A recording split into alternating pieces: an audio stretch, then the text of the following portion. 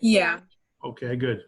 So this is the May 28th, and this is a halo and horns. And this is the concept of halos and horns are that if we perceive something good or if we know something good about a person, we're very likely to believe they're good in all ways.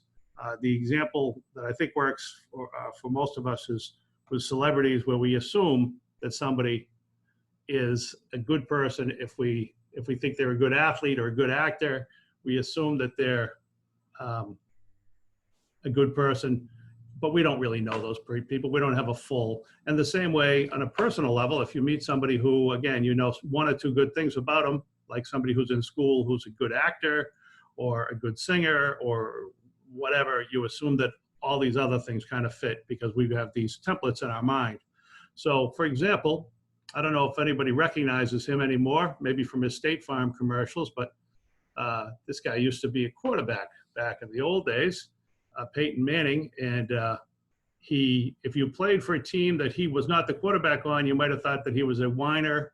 You might have known that he had a sordid personal life. You might have thought that he cheated as a football player. With Manning's case, there was some steroids that were delivered to his wife's address. It was always kind of blamed on him in the public opinion outside of Denver or wherever else he played, Indianapolis. And he also beat your team on a regular basis. Who does that describe? Of course, Tom Brady as well. Same basic things. Deflated footballs, terrible things. So what I want to do is I want to go around the room, and I guess usually I do it by groups. So why don't you guys unmute yourself? And basically when I ask you, just tell me if you give halos or horns to any of the following people. Wait, I have something to say. I'm switching to my laptop, so if it says I leave the meeting, that's why, because I'm currently on my phone. I'm sorry, what? I'm currently on my phone, so if it says I leave the meeting, it's because I'm switching to my laptop. Okay. All right. We'll start with this guy, David Ortiz. You know who he is? Yeah. Okay. Good guy or bad guy? Halo or horns? Halo. Halo. All the way. All right. Pretty much all agreed. Okay. Halo. How about this guy? Another sports figure, Colin Kaepernick. I don't know. Halo or horns? Halo. That is extremely subjective. Yeah. It is subjective. That's why we're asking you. Halo or horns? Who's going to? Halo. Anybody going to give him horns? I don't know who it is. So. Okay, he's famous for kneeling during the national anthem and protest Horn. inequality. Horns. Horns. A lot of people think that he's a showboat and self-aggrandizing, and a lot of people think that he's. But so that's. I just want to show you. We've got a little disagreement about Halo or horns for Colin Kaepernick. Johnny Depp, we all remember him, right? Yeah. What's that? Yeah. Halo. Halo, but it's two people. I need a little more than that. I don't know enough about him. Halo. I guess Halo. I guess Halo for Pirates of the Caribbean. Yeah, it's a good That's point. about it. Pirates of the Caribbean, everybody, many people think he's a wonderful actor. He's done that. He's done a bunch of other things, a lot with Tim Burton. He's pretty. What's that? I feel like he's a pretty private celebrity. He keeps everything kind of to himself. Yeah, he's got a fairly public accusation made by an ex-wife that he beat her. So that kind of tends to ruin the halo for him. Although the flip side of that is that his contention is that she worked with a makeup artist, and it's actually the makeup artist made her look like she was beaten in the pictures that she showed. So it's an interesting little thing, and obviously the sort of thing where you hear one thing. I mean, you see his movies, you think he's great. Then you hear that he's accused of beating his wife, and you think, oh, he's a creep. And then you find out that, at least there's an argument on his side that says she faked it all because she's trying to get his money. So I think it makes it a little murky for people. That makes sense? Yeah. He's also got a rumor. There's also a rumor about him, at least from one story, that he spends all of his time drunk. So it's an interesting thing where the more you know, the more you get a fuller picture of the guy. Could be good, could be bad. Whoops, we sped too far ahead. Tom Hanks, how do we feel about him? Halo or Horns? Halo. Halo. Yeah, pretty much across the board with him. Nice guy in the movies, nice guy in interviews. What do we know about him? Not much, other than he's pretty stable. How about Taylor Swift? Halo. Halo. Halo. Okay. Would any of you guys like to go out with her? Any of you men? No. Knowing that in a year you'll be the subject of a song. Taylor Swift. Okay. How about the Biebs? Halo. Okay. He's had a couple of incidents with the police, as you guys know, speeding his car and all that. But overall, you're going to go with Halo? Yeah. Happens to the best of us. Mostly Halo. Well, it's funny because, we talk about noise and we talk about noise as interference. And we talk about how noise can be, there's a couple of different types of noise. But he's one of these guys I think of when he says, don't listen to the noise. I'm still a good guy. Don't listen to the noise, because of the fact he had been arrested for, what was it? It was speeding his car was his big thing, right? I think he got arrested for weed once too or something. Yeah. There was something along that lines, but celebrity acting out stuff. But so anyway, so there's that. Okay, Lizzo. Halo. Love Lizzo. Okay. I don't even know who this guy is. My daughter told me to put this guy in. Halo. Halo? Yeah, Halo. Who is he exactly? He's the dude that he has He the Old loves it Town so. Road song. Okay. Halo. Halo. Beyonce? Halo. Yeah. She's got a song with the name Halo in it. Come on. Is she, does anyone still know who this one is? Yeah, Halo. She's a Halo? Mm-hmm. Okay. So there's a lot of Halos here. No. Nah, that's Horns. Right No. Horns. Why is she Horns? Wait, would you? Why Horns for her? there. She's done some controversial stuff. Yes. She Okay. went to a donut shop and licked a bunch of donuts, apparently. No, didn't she say that Americans are fat and then she licked a donut? Said something about America. Said she American?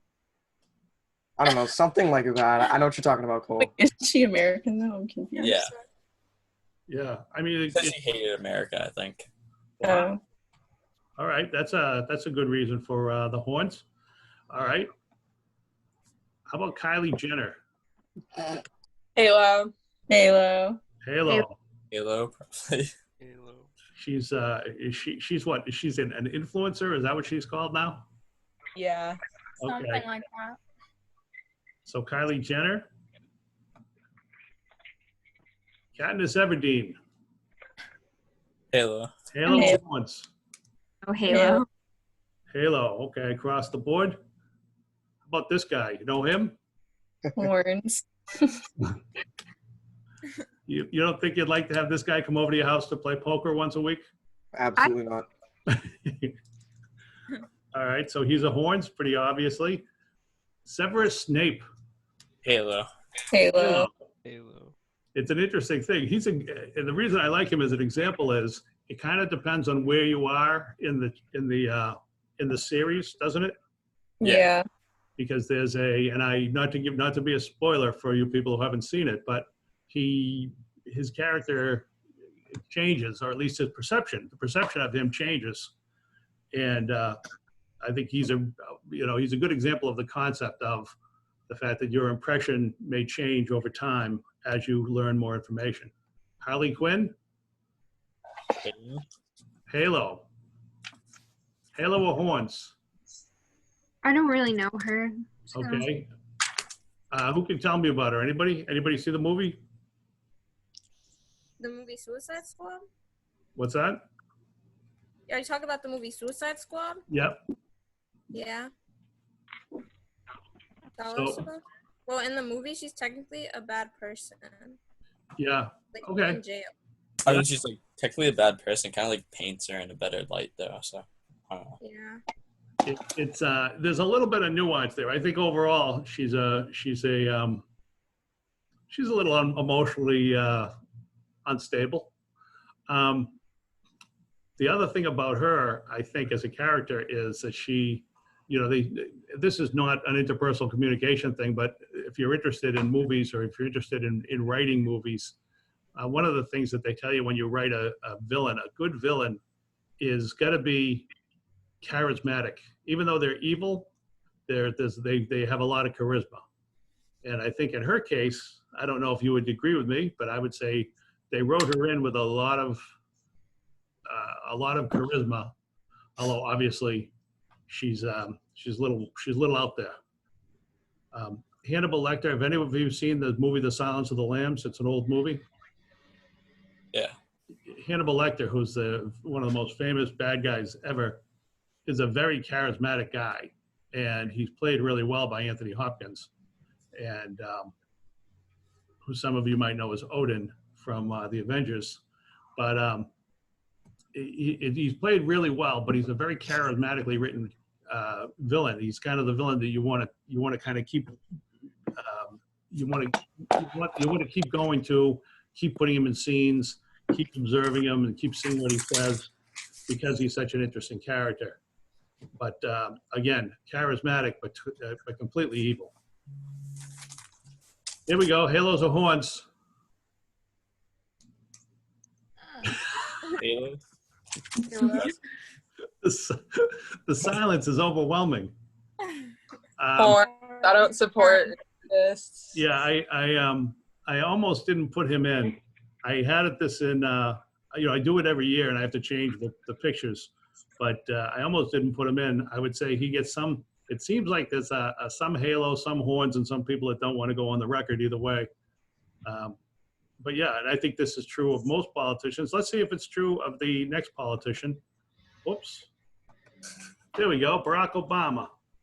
Halos or horns? Halos. Halos. So. Okay. Former president, popular with young people. How about this guy? Horns. Horns. Just vibe.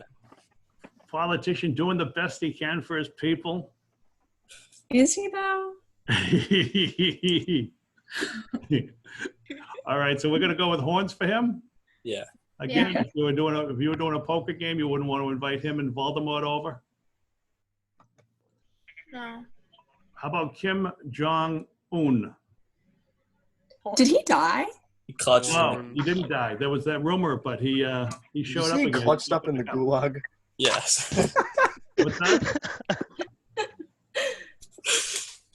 All right, so what do we get? What are we giving him? A horns, but if he had died, we might have been nicer to him. Is that what you're saying, Emily? Yeah, I think it's a horns. Here's a historical figure. Halos or horns for this guy? Goes Halo. both ways. I mean, he's I a president, but like, I'm pretty sure he did some bad stuff. So Yeah.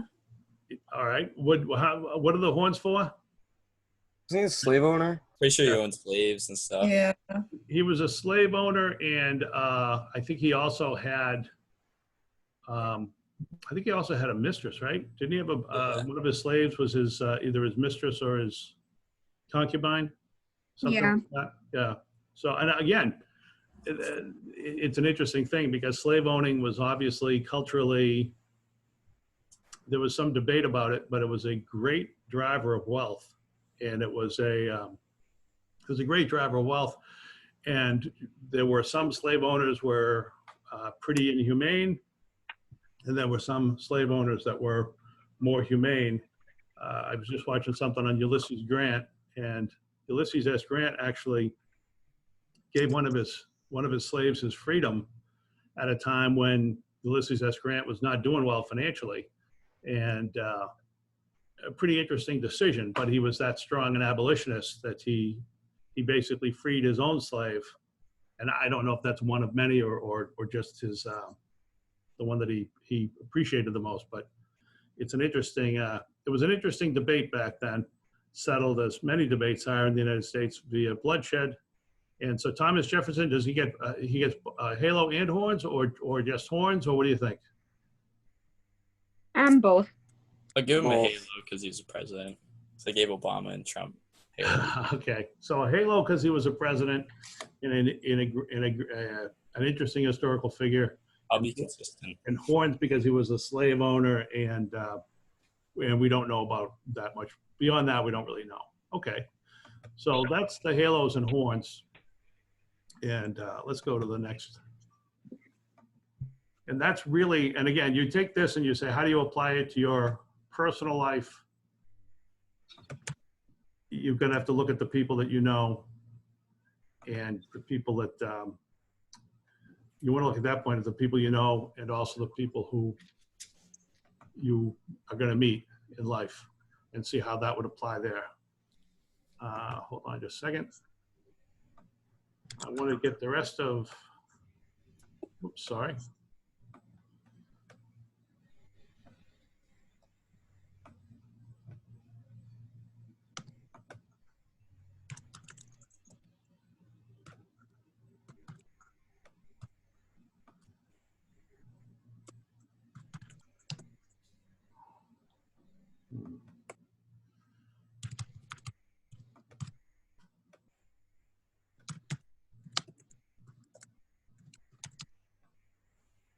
Trying to get the rest of this up here.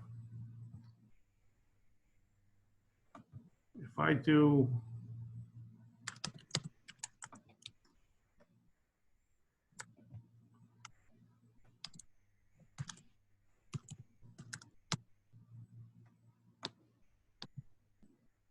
oops.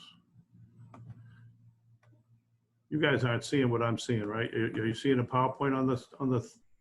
No. Okay. I might have to, let's see. Hold on. Sorry about this.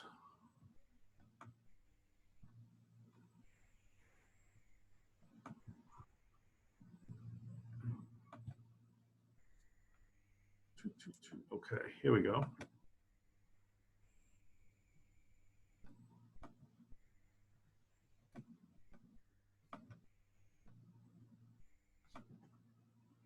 All right, are you seeing what I'm seeing now? Are you seeing the PowerPoint? Mm-hmm. Yeah. So this is where we were yesterday.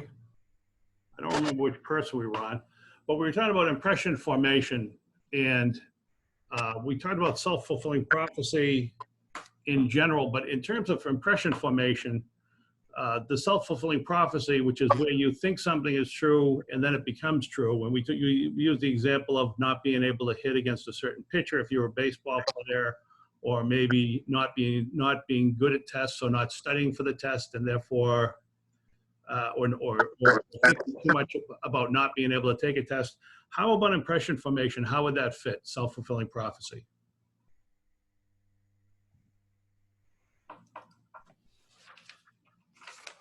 Cole, if I were to say to you, or let's put it this way, Cole, have you ever looked at somebody and thought, that kid's probably a jerk, without talking to him?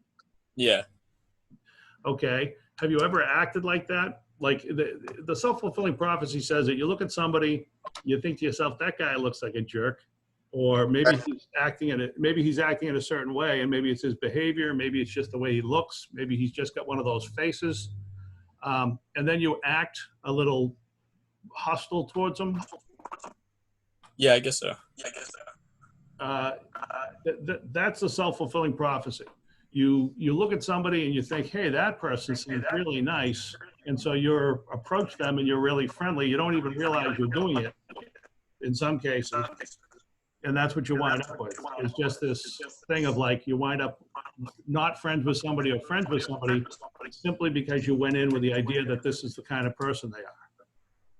Does that make sense to one and all for impression formation? Yeah. Okay.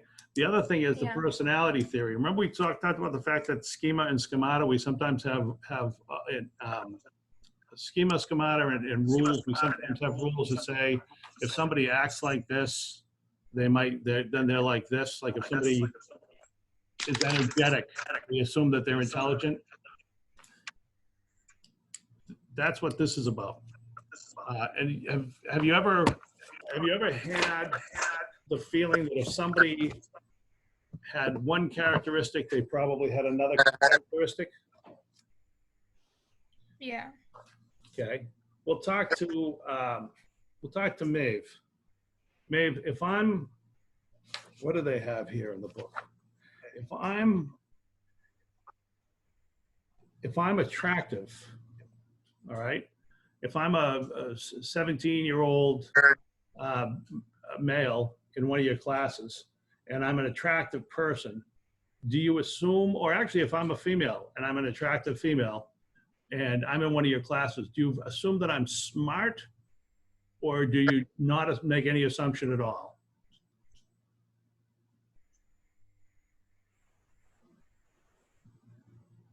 I'm sorry, my internet just cut out. What did you say? Okay. If I'm a student in your class and I'm an attractive person, whether I'm male or I'm female, do you think that I'm smart, or do you think that I'm dumb?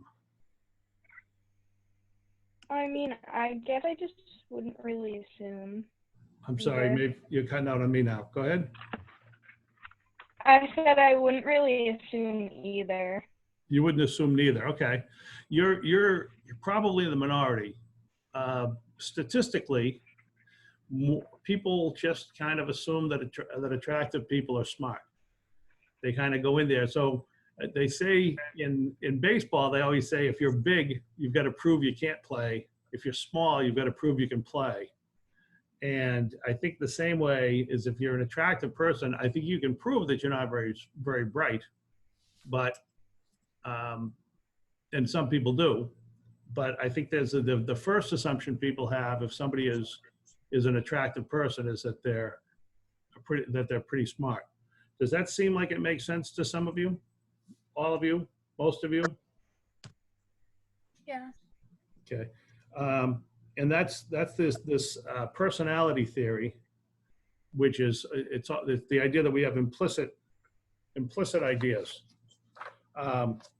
about how things should be. Now, obviously, if you had a friend or a girlfriend or a boyfriend who was attractive and dumb, you might have that feeling about future people that you meet, that anybody like that is dumb. Obviously, the stereotype of the dumb blonde, I think we've all seen that in the movies.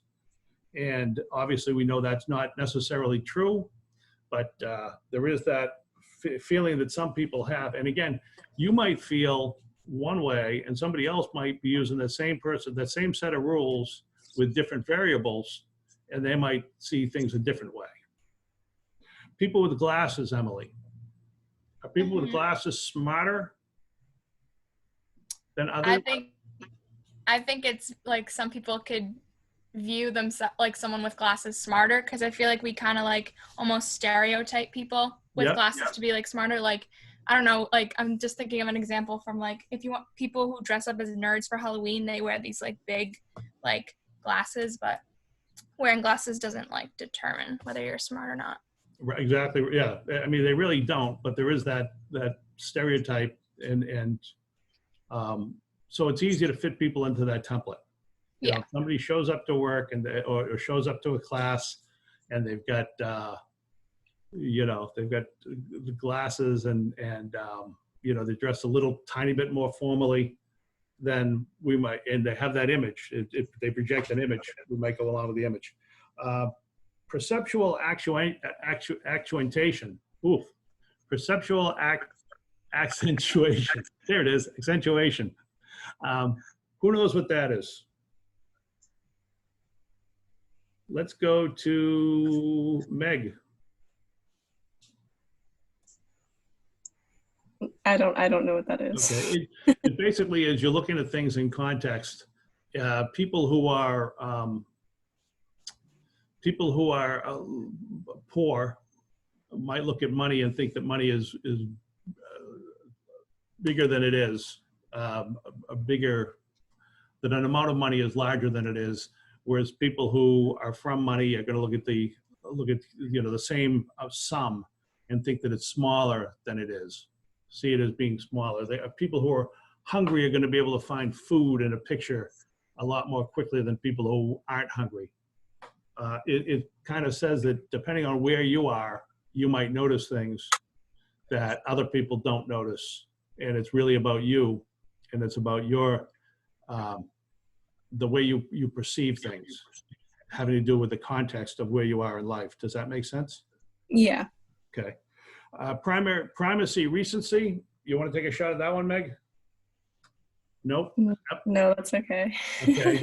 Emily Gosselin, you want to give a shot at that one?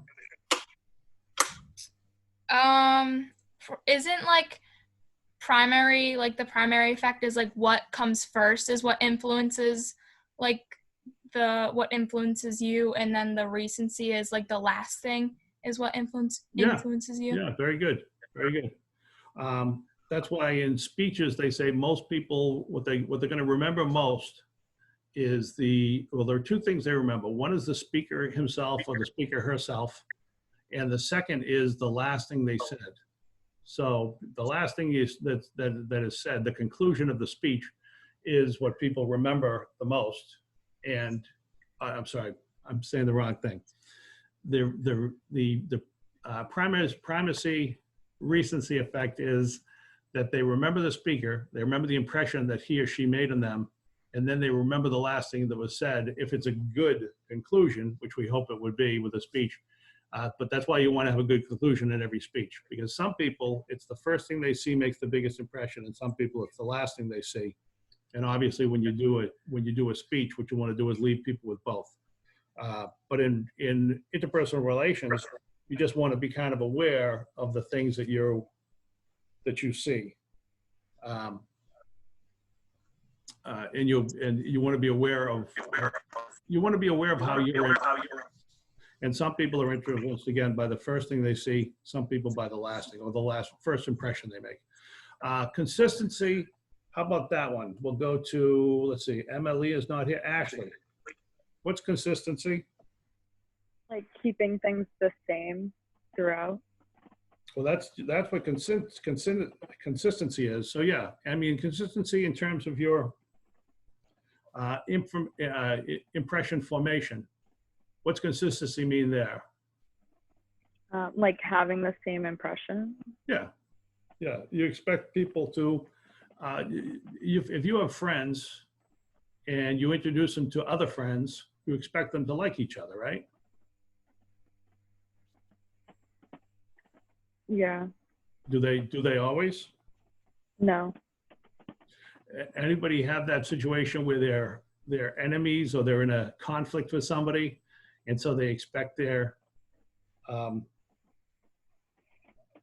expect that all the enemies are gonna dislike each other? In other words, if you've got a conflict with two different people, should those two people like each other, or should they both dislike each other? Dislike. What's that? I don't know. You cut out a little bit. Oh, okay. I can hear you.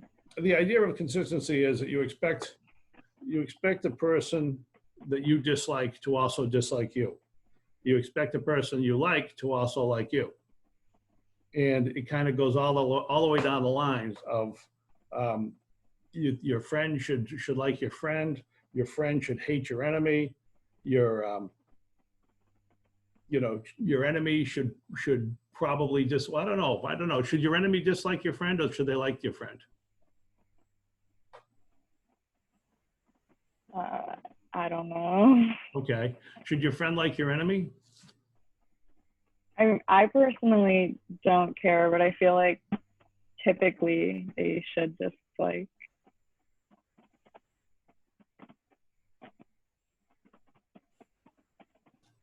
Typically they should what? Dislike your enemy. Yeah. They should, you kind of hope that your friends will kind of have your back and dislike your enemy, but that's just a consistency of thinking.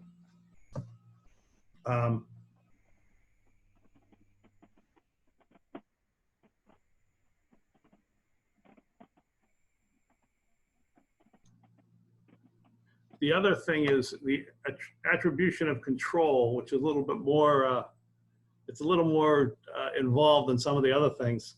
Who wants to take a whack at that one? Let's see, who are we on last? Nialise? Take a look at attribution of control. I don't know.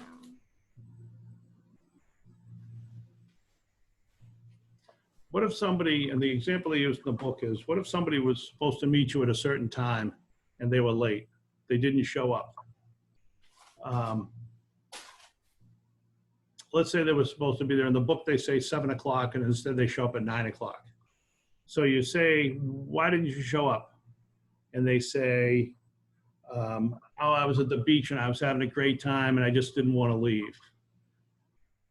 And then the second thing was, or their reason was, oh, I got into a car accident, I've been at the hospital. Which one do you forgive? The car accident. The car accident, because why? Because the control is not theirs. Yeah. And so a lot of times you make judgments based on what you think is in that person's control or not in that person's control. And the example in the books here, I'm taking a look at it. Somebody fails her midterm exam. Is that her fault, or is it her fault that she failed the midterm exam? Most likely. Most likely. What if I told you she was in this COVID-19 situation and she was called into work every day because her coworker had COVID-19? And it's time. Well, it depends on her work schedule. What's that? It might depend on her work schedule because some people just work till like maybe 2 or 3 in the afternoon. I mean, they have the whole rest of the day, but then some people work like 11 to 9 o'clock at night. Yep, exactly. Okay. And I mean, obviously, if you're in a competitive, if you're in a college class, if you're in a competitive college environment, they're going to say tough to whatever your answer is. I had to work 80 hours. And then in other examples, they're going to say, or if somebody says I had to work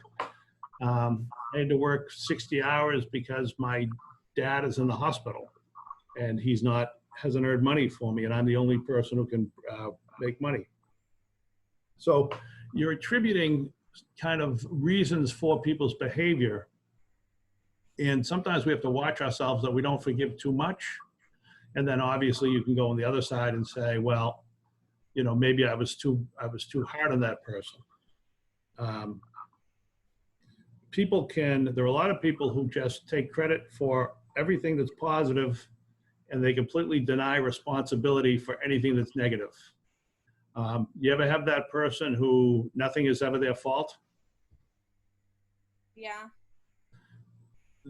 There's a, because always the control falls to somebody else. I did this because I had to do this because somebody did this. Or, you get a lot with teachers where students don't do the work and then they say, well, I didn't do the work because the teacher didn't hold me to a high enough standard, which again is one of these things where it's like, all right. And if the teacher held him to a higher standard, he'd say, oh, the teacher's standards were impossible.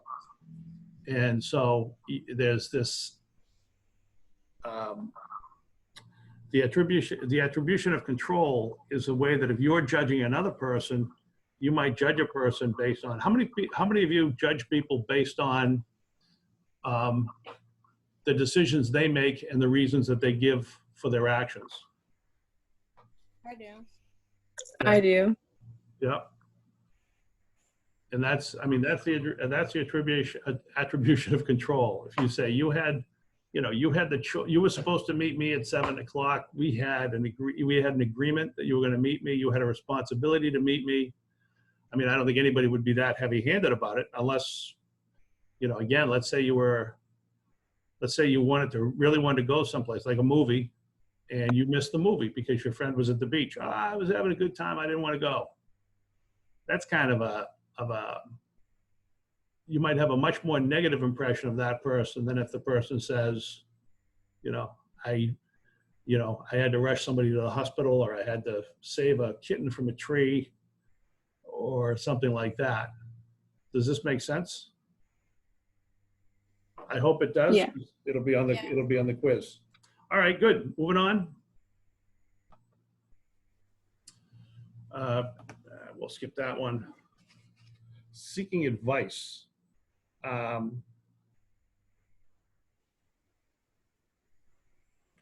When people discuss problems with you, do you respond?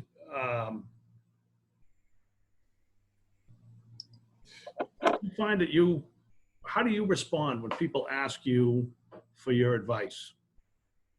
In the book, they talked about the advice columnist, and they would either attribute, sometimes people, when they ask for advice, they attribute their problems to external sources, like, somebody made me do it. And you find a lot of times people in relationships will, blame their partner because they're unhappy. My husband doesn't give me, my boyfriend doesn't give me enough support. And then some people who are giving advice will say, oh, he's terrible. Or they might say, well, is the problem really inside you? Is the problem that he's not doing this, or is the problem that you're not happy internally? And is there a step that you can take? You should get out of the relationship, dump that guy, or you should have you should change your standards, or you should change your way of thinking, or you should apologize for always blaming the other person. Whatever the advice is, but frequently people will blame. Do you run into people who blame, or who direct their frustration at others when perhaps they should be looking at themselves? Let's go to Heismer. Heismer, you ever run into that? Can you repeat it again? Sure. Do you ever have people who come to you? Does anyone ever come to you for advice? Does anybody ever unburden themselves to you, Heismer? Yeah. Okay. And do you ever find that some people will blame others for their state of mind?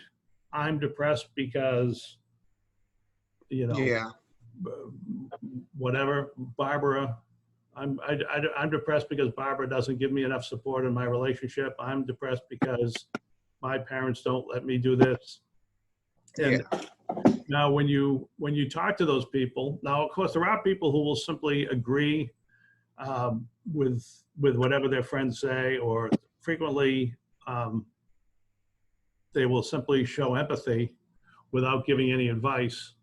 But a lot of times, if you're in an advice call, if you're writing to an advice columnist, they're going to tell you to look inside yourself, and that the change has got to come within you, either in your perception, or maybe you've got to take action. Like, in this case, you might want to dump. You might want to advise your friend to dump Barbara. So, when you talk to people and they do come to you with advice, do you find that you look at things externally, or do you have them look at themselves internally to solve their problem? I look through them internally to see, because it's probably what they're dealing with, and not with what they're dealing with outside. Okay. Is that what most people do? What do you think? You think most people do that, Heismer, or you think most people will just simply empathize? It's half and half. It depends, I guess. Okay. Yeah, I don't think there's a hard and fast. I think sometimes people, you run the risk if you are the person getting advice, and you probably, Heismer, I'm guessing that you also have that person who always wants to talk about their problem but never wants to do anything about it. Yeah. And after a while, you'll recognize that pattern, and for most people, it'll just be okay, and they let the person talk, and maybe it's just because the person just wants to blow off steam, or maybe the person is really stuck and is stuck in a negative a negative personality cycle where they're always complaining, and this is just the way they're going to be. Did you find that? Yeah, most of the time it's just like people trying to like just blow off steam because they're like upset over something. Yeah, and I think that's something too. You have to. One of the things that you, as an interpersonal communicator, have to understand is you have to sometimes understand who your audience is and what their purpose is. And it's both as a listener and as a speaker. You know, we talk about it as a speaker that you always want to know what your audience is, know what your purpose is, and then, you know, briefly at least evaluate, you know, whatever communication you have. And you want to make sure that that you deliver the right message to the right audience to deliver the message that you wanted to deliver.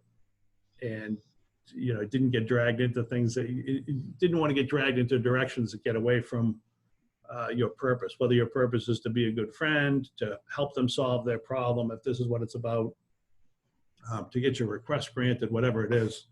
But we talk about the, you want to, you sort of in communication, most of us do it anyway, but if you're a mindful communicator, you want to be kind of in the moment. You want to understand not just what somebody is saying, not just the words they say, but also, you know, where it's coming from. You know, I might be talking about how frustrated I am if I'm working at Circuits.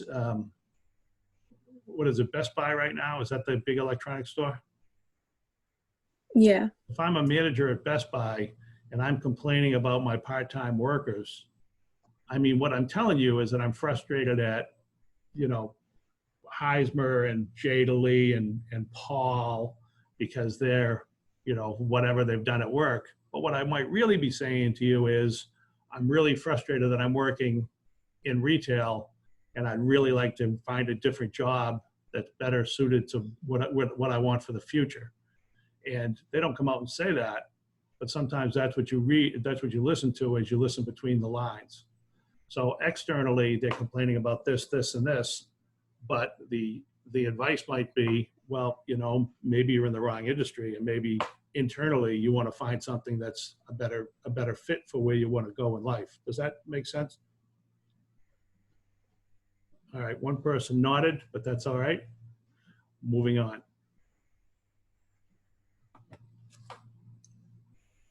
So we talked about this briefly, the impression management goals and strategies.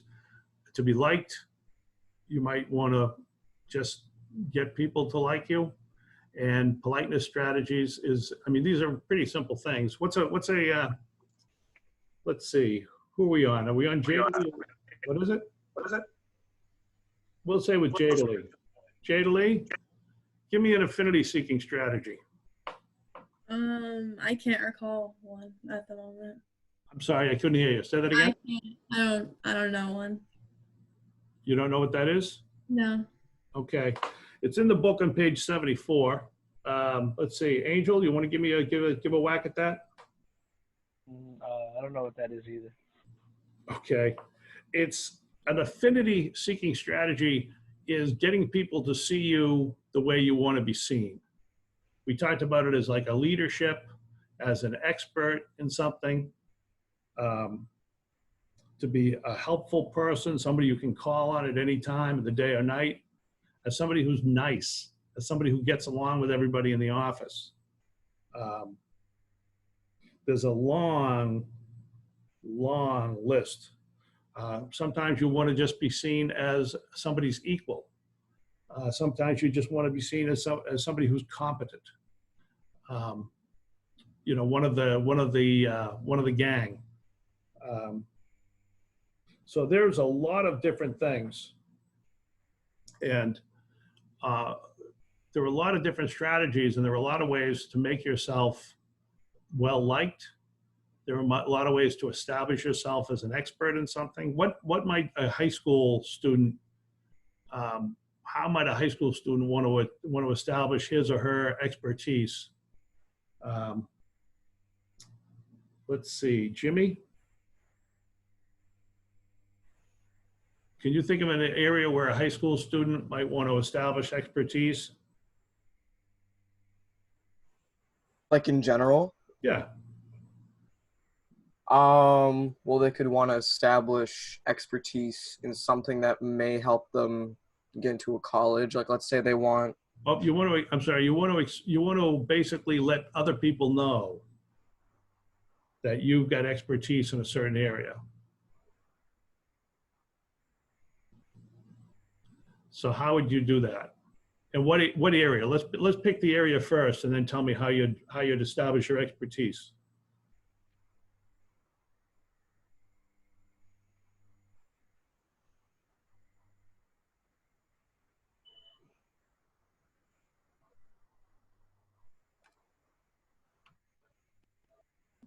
No ideas?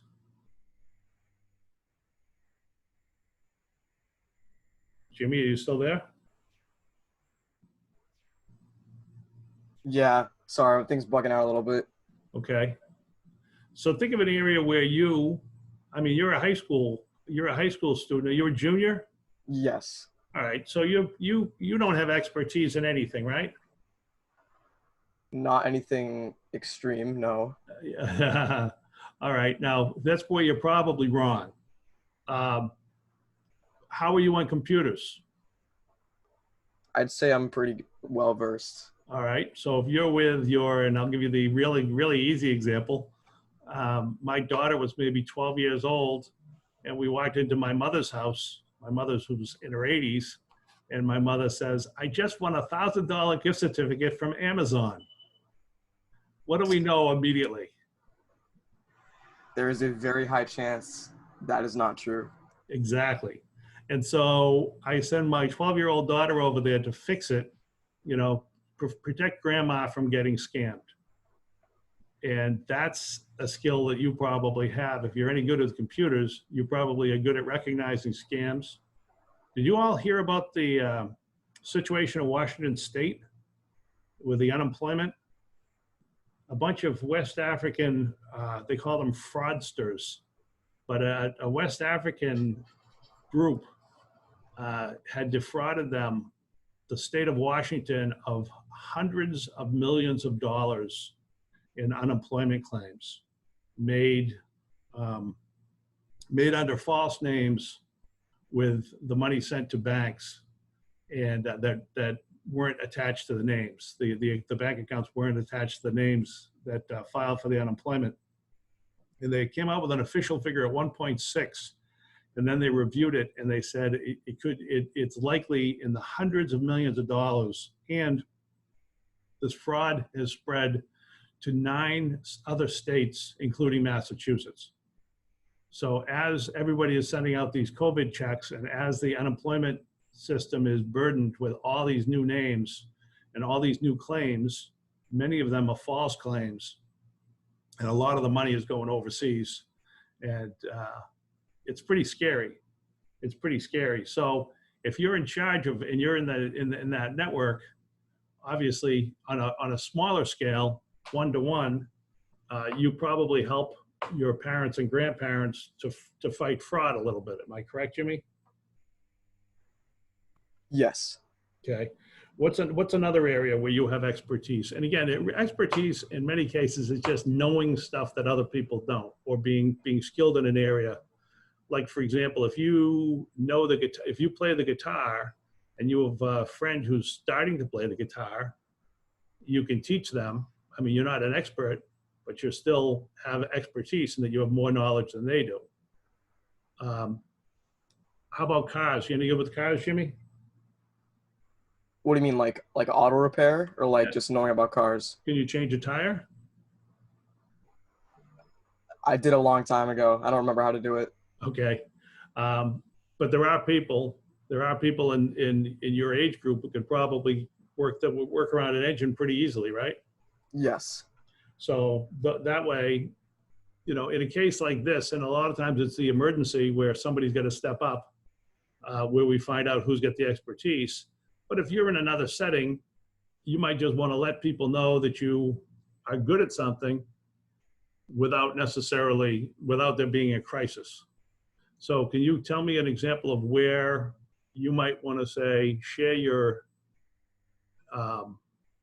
knowledge of, let's say, computers to a group that may not have that knowledge? So a couple months ago, so my school does internship, like we're doing internships, right? And I'm in a computer program at the school, at the high school, and this retirement home, like somewhere in Haverhill, they came in, like some representatives, and they actually like, wanted people to come down and like teach the older people how to use certain technologies like Skype and stuff. Yeah. So that's one area. That's actually a good one. And your authority obviously is established because you're showing up with this group and they all know they're coming in to learn these things about computers, and so they kind of know going in that you've got this expertise, right? Right. Okay.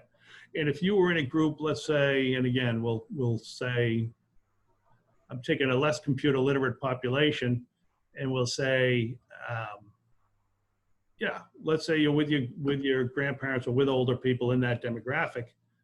You know, it can be something as simple as if you ever need help with a computer, let me know and I'll help you out as much as I know. Or you might want to say to somebody, if they're playing with social media, you want to be careful for scammers. You can usually tell the scammers because of X, Y, Z.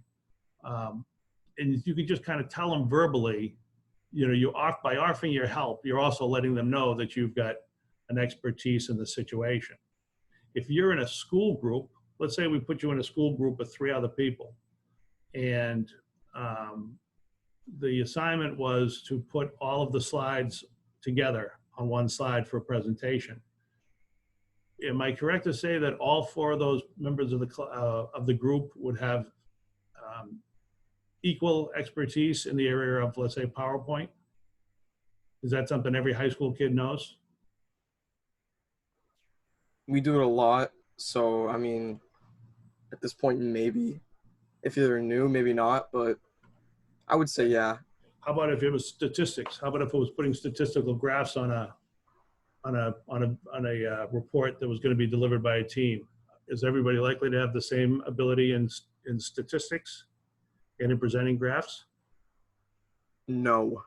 Okay. So how would you establish yourself as what would be your affinity seeking strategy for that? If you wanted to show people you had an expertise in the stats. Well, you could like go ahead and say that, okay, I have background knowledge of this before you even get into like looking at the topic. Yeah, you just volunteer it. Listen, if you guys want, I can do the graphs. I'm good at it. Whatever, I got an A in statistics. But that's a really easy, simple way to do it, just to volunteer it and let people know, whatever. I had somebody when this COVID-19 thing happened, we all had to go online. I had a student at UMass Lowell who worked in the tech field in the Army and was coming back to finish his degree, and it was on internet security. And he basically said, he just volunteered. He said, if you have any trouble getting online, he goes, I can help you out. And he was a great help to me because he knew computers really well and he had trained people before. And so because he had trained people before, he was patient and understood you have to go step by step and all this. But there was a good affinity seeking strategy, just letting me know, in a very nice way, that he was there as a resource. So that's a pretty simple way you can kind of establish yourself as an expert, even though we don't think of ourselves as having expertise unless we've got a doctoral degree or a master's degree. We do. How about if I'm wearing a t-shirt that says from an oil company? Let's say there's some Valvoline and I'm wearing a Valvoline t-shirt. Does that establish me as possibly knowing a little bit more about cars than you do, Jimmy? Probably. Yeah. So it's simple things like that. And again, you don't necessarily want to be boorish and over the top about it, but it's a good way to let people know, hey, I've got a little expertise in this area.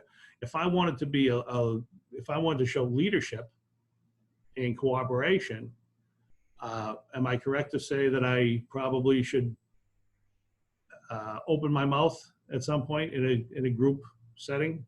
And that if I just remain mute, then people will overlook me? Yeah, you probably want to open your mouth. I mean, if you want to display leadership, and there's a lot that goes into displaying leadership, but you've got to show people, and this is part of the affinity seeking strategies. We talk about politeness strategies, and we'll go to Courtney for this one. Court, what's positive face and what's negative face? This positive face, like smiling. Yeah, that's a good one. Why? And negative face is just. What's that? Negative face could be like you look mad or like not approachable. Okay, not approachable. That's where would we want to show positive face? I'm not good at positive face. Well, let's say we're going to make it. So let's say we're at a place where we want to make an impression. Maybe like a job interview or like your first day at like a new place. And how would you display positive face at a new job? First day in the job, you just arrived at work. You look like you're in a good mood and you want to be there, and maybe like, I don't know, smiling, talking to people. Smiling, being open, talking to people, showing positive body language, being dressed in a clean, in clean clothing. All good things. How about negative face? When would you want to show negative face? You just want to be left alone. I don't know. I don't know if they even have these in Haverhill. They probably do, but most cities have them. You ever pass somebody on the street begging for money? Yeah. And how do you look at them? I just don't look at them. Yep, because you're negative face. You want to be autonomous, so you either look at them grimly and you shake your head, or you just walk by them and don't pay attention. Or if they come up and they ask you for money, you might just say, "I don't have any." I see people, and I don't smoke, but I see people who will be begging people for cigarettes. And that happened to me on Newbury Street in Boston. This lady asked me for a cigarette. I was like, do I look like I have a cigarette for you? Right. Sorry. Right. And so you just kind of look at them negatively, or you don't look at them at all, and that's negative face. So generally, that's a really good example of where most of us choose to put on a negative face, is when we don't want somebody to bother us and we don't want to get involved. And sometimes it involves it involves verbal communication, like "no, I don't," or sometimes it just involves nonverbal, which is just putting on your nasty looking face or your neutral face.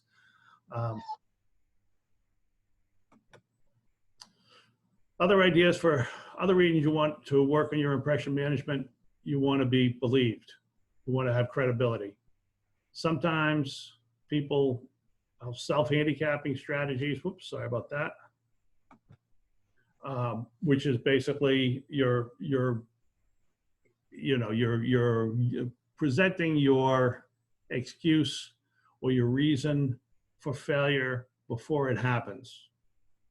And sometimes that could be everything from, well, I've never done this before, but let's give it a shot, to, oh, I've never done this before, I don't think I can do it.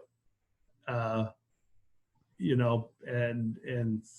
so there's different ways.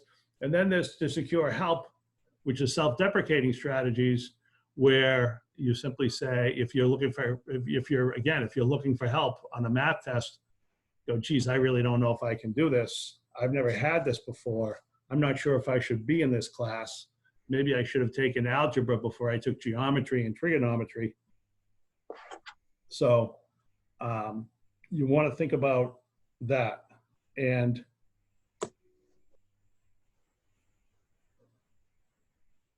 you want to be careful that you don't come off as too incompetent, and you want to be careful that you don't come off as a total excuse maker.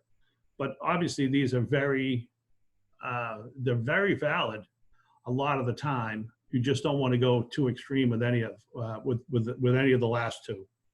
But if you say, listen, I'm really struggling with this math. Let's say you haven't tried the math homework at all. And you come to somebody and you say, hey, I didn't do any math homework. Can you help me with this? And you do it 10 times. On the 10th time, is the person going to be sick of it? Maddie?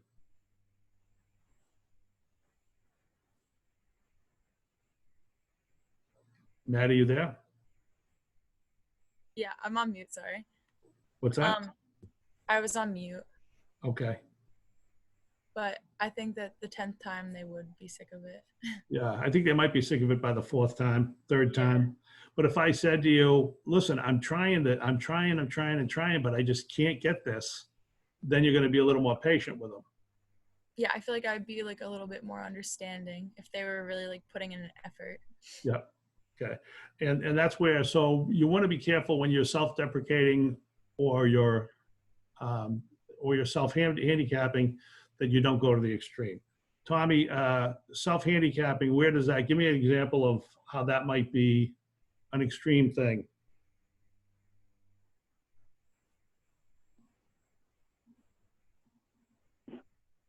Tommy, you still there? Yeah, I'm here. Okay.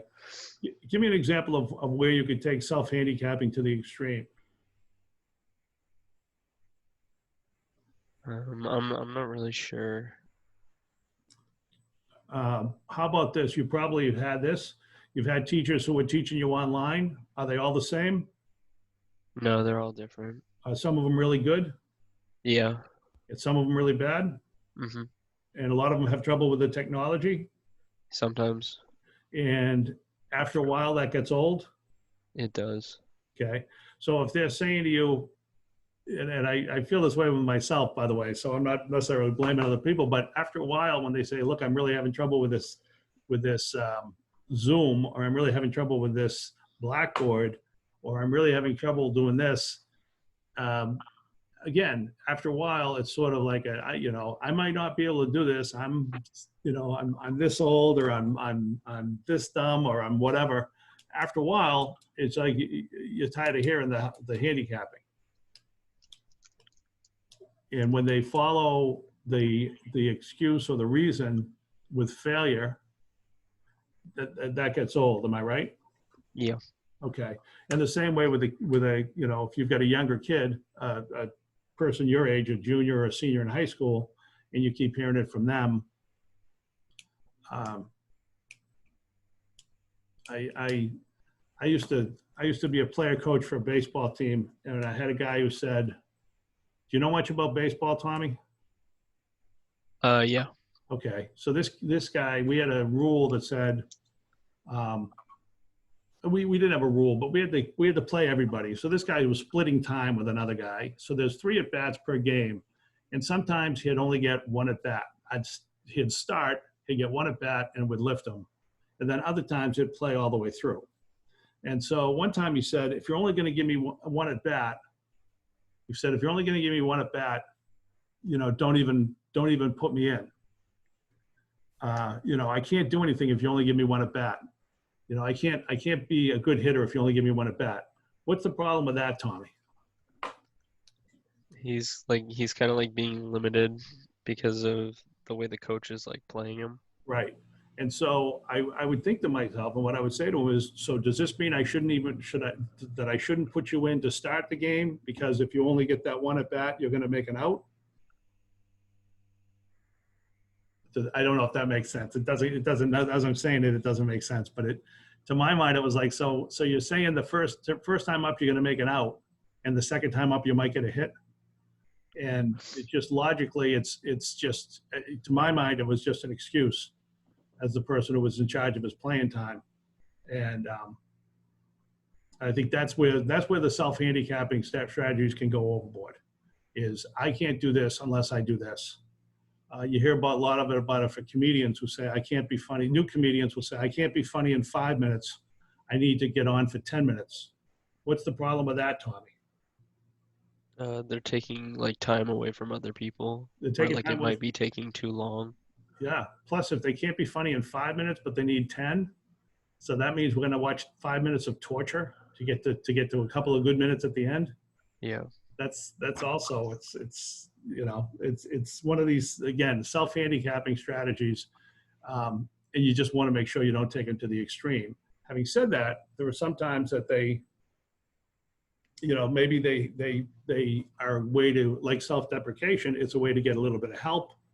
It's a way to set expectations, and in balance, it's not a bad thing to employ. And also, as somebody who's going to make an impression, you might want to let people know that I'm not. I've only been playing guitar for a year, but let me give it a shot.